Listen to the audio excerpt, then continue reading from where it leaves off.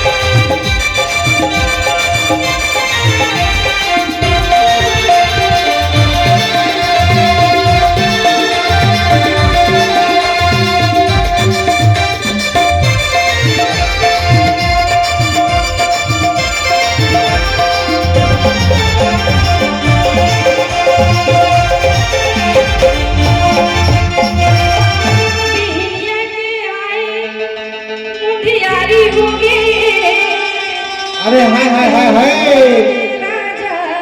अच्छा अंधियारी हो गए अरे काय के है बिहनिया के आए अंधियारी हो गए अच्छा अब गाय